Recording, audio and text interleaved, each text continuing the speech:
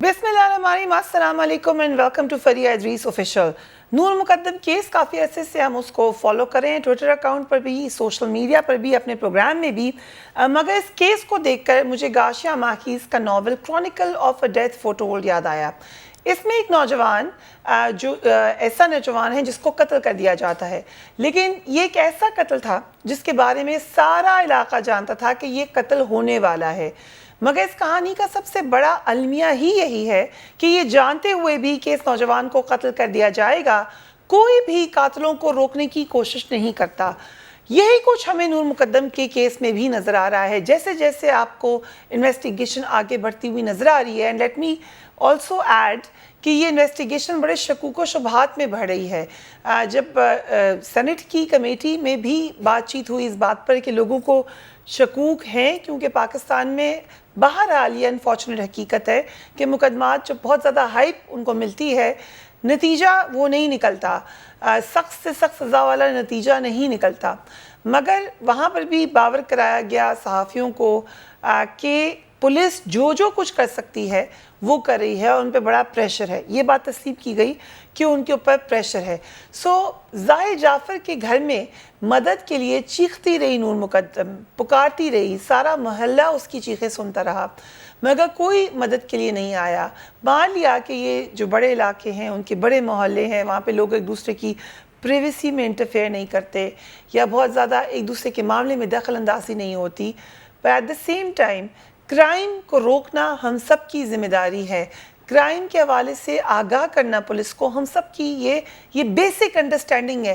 फिर इस तरह के इलाकों में आप अस्यूम करेंगे कि लोग पढ़े लिखे ज़्यादा हैं, तो उनको अपनी ये बेसिक सिविल ड्यूटी पता होना चाहिए। कातिल के वालिदैन को भी इल्म था, जो अब इन्वेस्टिगेशन आ रही है, कि उनका बेटा नूर मुकद्दम को मारने वाला है, मगर वो खामोश तमाशाई बनाए रहे। बैड एरर, जजमेंट एरर या क्रिमिनल नेग्लिजेंस, मेरी नज़र में ये क्रिमिनल नेग्लिजेंस है। इस केस में अब कानूनी पेशरफ्त हो रही है। मुल्ज़िम ज़ाहिर जाफ़र को पंजाब फॉरेंसिक लेबॉर्ट्री लाहौर पहुंचा दिया गया। ये पहले ही बताया गया था जिस वक्त कोर्ट हेयरिंग हो रही थी कि उनको वहाँ लेके जाना पड़ेगा, क्योंकि लैब वहाँ पर मौजूद है, जहाँ उनका पॉलीग्राफिक टेस्ट हुआ। बज़ाहिर जाफ़र टेस्ट से बचने के लिए बेहोश होने की एक्टिंग करता रहा। पूरी तो ने एक्टिंग की, वहाँ पे जो लोग हैं वो बचाते हैं और मुख्तलिफ बहाने भी किए कि किसी तरीके से मैं टेस्ट से निकल जाऊँ। मगर टेस्ट की रिपोर्ट अब हो गया है, टेस्ट वो पुलिस को दे दी जाएगी, रिपोर्ट आ जाएगी। नूर मुकद्दम केस में गिरफ्तार मुल्ज़िम के वालिदैन की दरख्वास्त से ज़मानत भी मुस्तरद हो चुकी है।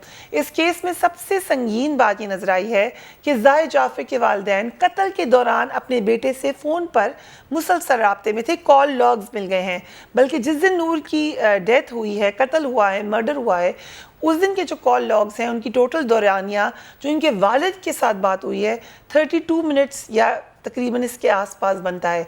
इतनी कॉल्स, यानी मुख्तलिफ कॉल्स हैं वो बात हुई। और एक रिपोर्ट के मुताबिक जिस वक्त उनको कत्ल कर दिया गया नूर को, उसके भी कुछ उसी टाइम में, क्योंकि उनका टाइम ऑफ डेथ बताया गया है पोस्टमार्टम रिपोर्ट में, उससे अगर आप मैच करें उस वक्त भी कोई 40-50 सेकेंड्स की कॉल ज़ाहिर ने अपने वालिद को की है। अब वो क्या कह रहा था उनको?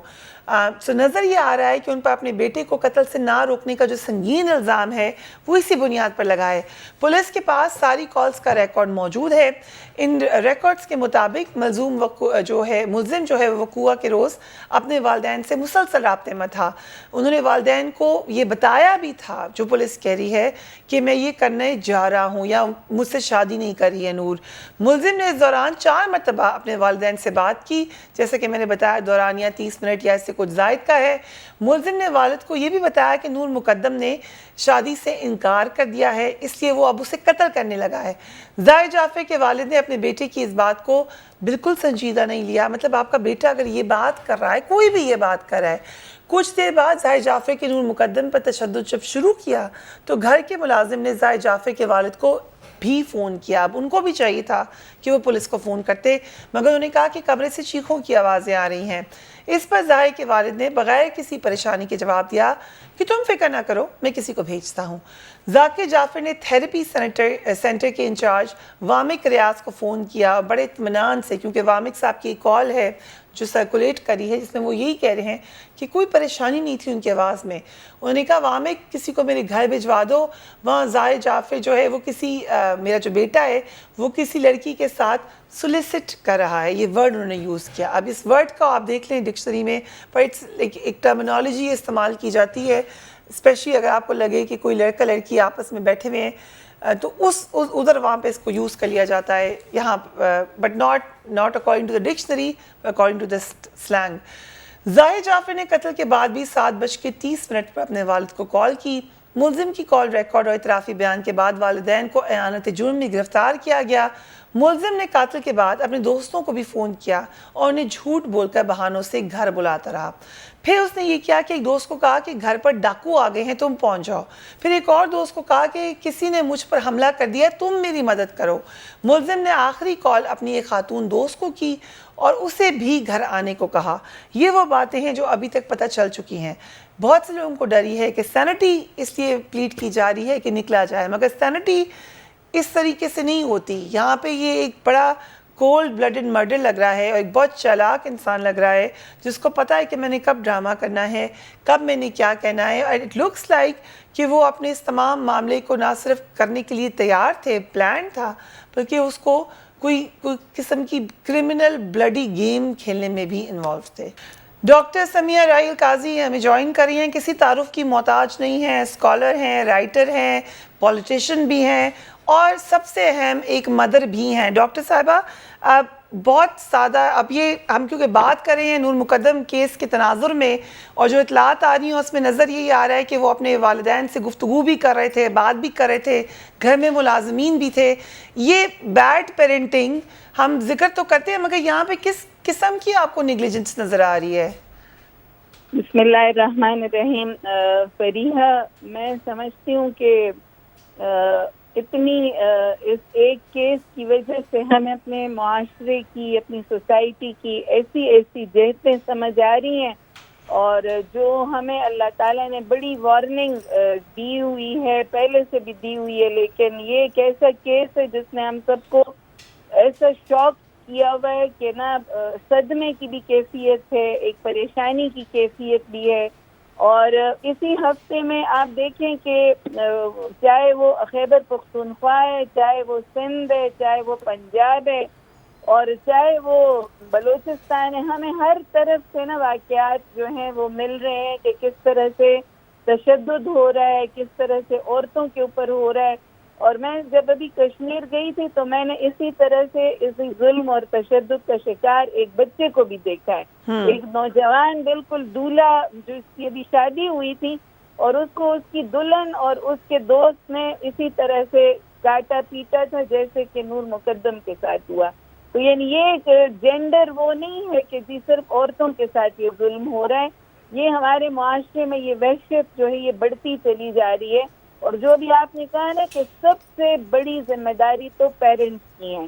اللہ نے یہ ماں کے اوپر اور باپ کے اوپر جو ایک بچہ ہے نا, وہ کہتے ہیں ایک پیپر ہے, ایک ایگزامینیشن کا ایک ایسا پیپر ہمارے ہاتھوں میں دے دیا جاتا ہے. اولاد کی نعمت جو ہے وہ ماں باپ کے لیے ایک بہت بڑا امتحان بھی ہے. قرآن کریم میں 2-3 جگہوں پر کہا ہے کہ تمہاری جو مال اور اولاد ہے وہ تمہارے لیے آزمائش ہیں. آزمائش اور ایگزامز ہیں, یہ ہمارے امتحان کے پرچے ہیں. ان کی جتنی زیادہ نگہداشت اور کہتے ہیں پوری انسانی یعنی جو کائنات میں مخلوق ہے اس میں سب سے زیادہ نگہداشت کی ضرورت انسان کے بچے کو ہوتی ہے. اور آپ دیکھیں کہ جو اس دن ایک ہماری عفت بہن نے ایک مضمون بھی لکھا ہوا ہے کہ وہ ریچ کڈز, تو وہ ان کی ایسی ہمیں جہتیں اور اتنی میں سمجھتی ہوں ایک اسے ہم گندگی کہہ سکتے ہیں جو ہمارے معاشرے کی, اور اس میں صرف وہ پیرنٹس نہیں ہیں انوالو, اس میں ہم سب انوالو ہیں, چاہے وہ ممبر و محراب ہیں, علماء کرام ہیں, چاہے وہ ہمارا میڈیا ہے, چاہے وہ ہمارے تعلیمی ادارے ہیں, اسکول ہیں, کالج ہیں, یونیورسٹیاں ہیں, اور پھر سب سے بڑی ذمہ داری والدین. یہ پورے لوگ اس میں ملوث ہیں, اس نیگلیجنس میں, کہ ہم اپنی نئی نسل کی تربیت ہی نہیں کر رہے. ہم ان کو تعلیم تو دے رہے ہیں لیکن تربیت کا نام و نشان بھی نہیں ہے نا. اور اس جو پرٹیکولر جو نور کا کیس ہے جی, میں سمجھتی ہوں کہ ہمیں لوگ کہہ دیتے ہیں جی آپ وکٹم کو نہ بلیم کریں, تو ہم وکٹم کو بلیم کیے بغیر ہم جو مجرم ہے سب سے زیادہ تو وہ ملزم ہے نا، اور وہ مجرم ہے، لیکن اس کے ساتھ ساتھ نور کے والدین بھی اور اس لڑکے کے والدین بھی، ان کے دوست احباب بھی، وہ جو کہتے ہیں پیئر، وہ سارے لوگ اس کے اندر ملوث ہیں کہ ان کو پتہ تھا 3 دن سے وہ بچی ادھر تھی، اور ابھی تو وہ جیسے جیسے چیزیں سمجھ میں آ رہی ہیں، تو یعنی یہ اس معاشرے میں مجھے تو بالکل بھی، چونکہ ہماری وہ نہ وہ سوسائٹی ہے نہ ہمیں اس کا ادراک تھا، مجھے تو بالکل اندازہ ہی نہیں ہوا کہ یعنی اتنے کھلے عام یہاں پر نشہ ہو رہا ہوتا ہے، اتنے کھلے عام ڈیٹنگ ہو رہی ہے، اتنے کھلے عام ان سوسائٹیوں میں بچے آرام سے کہہ دیتے ہیں کہ جی ہم اپنے میل دوستوں کے ساتھ جا رہے ہیں اور ہم اپنی گرل فرینڈ کے ساتھ جا رہے ہیں۔ اس میں ڈاکٹر صاحبہ جو آپ نے ذکر کیا عفت صاحبہ کے آرٹیکل کا، بڑا انٹرسٹنگ آرٹیکل ہے، وہ بھی اسکرین پہ ہے بھی، اس میں 2-3 نکتے ہیں۔ ایک تو بالکل یہی کہ ہمارے ذہنوں میں شاید یہ امیج بنا ہوا تھا کہ جو تیزاب پھینکتا ہے یا عورت پہ ظلم کرتا ہے یا قتل کر رہا ہے وہ شاید غریب ہے، اس کو شاید عقل نہیں ہے، اس کو موقع ہی نہیں ملا اچھی ایجوکیشن کا، کہ نور کے مقدمے سے ہمیں ہمارے یہ جو امیج یا اسٹیریوٹائپ ہیں وہ ہلے ہیں کہ مجرم پھر مجرم ہے، وہ چاہے کوئی چھابڑی والا ہو جس نے تیزاب پھینک دیا کسی پر، اگر اس نے رشتے سے انکار کیا یا کہا کہ میں چھوڑ کے جا رہی ہوں۔ نور کے کیس میں پڑھا لکھا انسان ہے، پڑھی لکھی فیملی ہے، اس سے بھی یہ برداشت نہیں ہوا کہ اس نے مجھے کیسے کہہ دیا ہے کہ میں نے تم سے شادی نہیں کرنی۔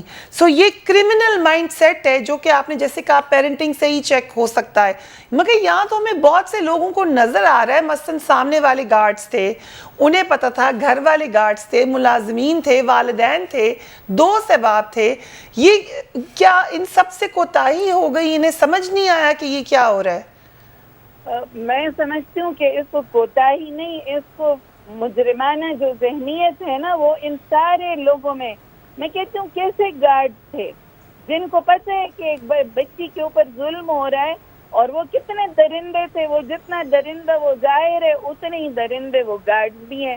اچھا اتنے ہی درندے میں سمجھتی ہوں کہ وہ ان کے والدین بھی ہیں، جو ان کو پتہ ہے، ان کو فون کیا جا رہا ہے کہ آپ کے بچے نے ایک بچی کے ساتھ وہ لے کے آئے ہوئے اور اس کے ساتھ وہ شور ہو رہے ہیں اور وہ کچھ بھی نہیں کر رہے۔ انہوں نے جی وہ کیسی ماں ہے جس نے اپنے بچے کو، اس کو پتہ ہے کہ اس کا وہ ابیوزو سا بیہیویئر ہے، کہتے ہیں اس ماں کے ساتھ بھی اس نے وہ ابیوزو بیہیویئر اختیار کیا ہوا تھا۔ تو یہ تو بہت زیادہ، لیکن یہ صرف ایک ظاہر نہیں ہے، یہ ہمیں دیکھنا چاہیے کہ یہ کتنے ظاہر ارد گرد گھوم رہے ہیں۔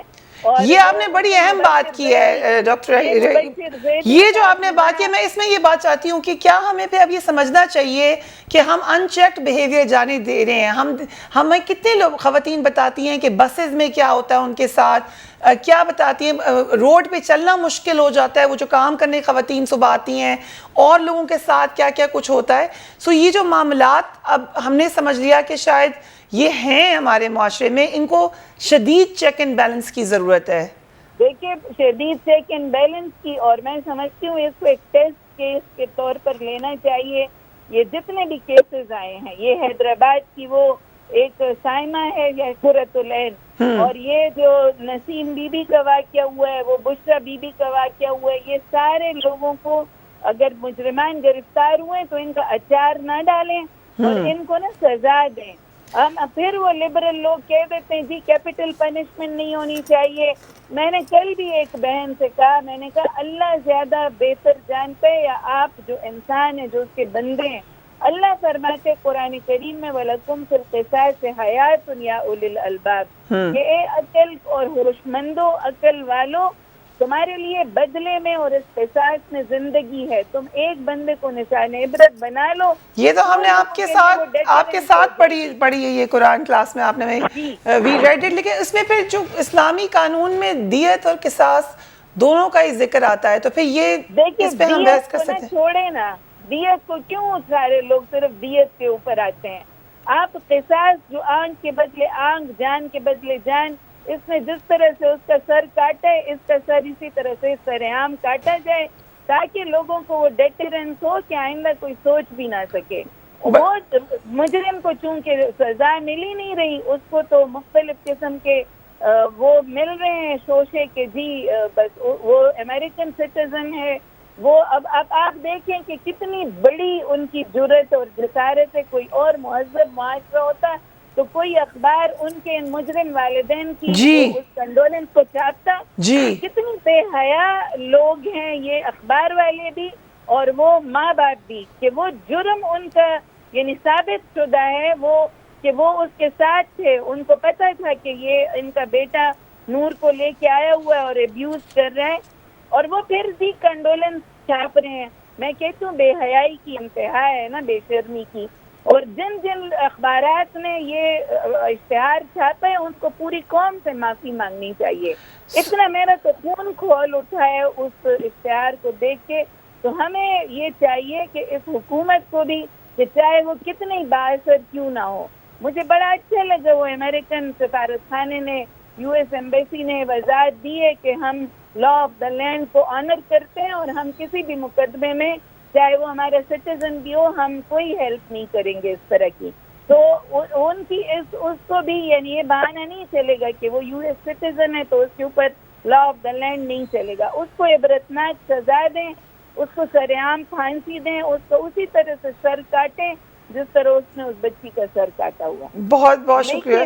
جی لیکن آخری جو بات ہے کہ ہمیں اپنے بچوں کو بھی, ہم ان کو تو ضرور جو مجرم ہے, لیکن ہم کیوں 3 دن سے ہماری بچی گھر میں نہیں تھی اور ہم آرام سے بیٹھے ہوئے تھے. پھر کوئی کہہ رہے کہ اس نے گھر سے 7 لاکھ روپے بھی منگوائے تھے, کس خوشی میں منگوائے تھے. پھر عید کی رات ہے اور وہ کہہ رہی ہے کہ جی میں اجتماع پہ جا رہی ہوں. تو یہ کون سا اجتماع ہے جو ماں باپ کو بھی نہیں پتا کہ وہ کدھر جا رہی ہے اور کدھر نہیں جا رہی.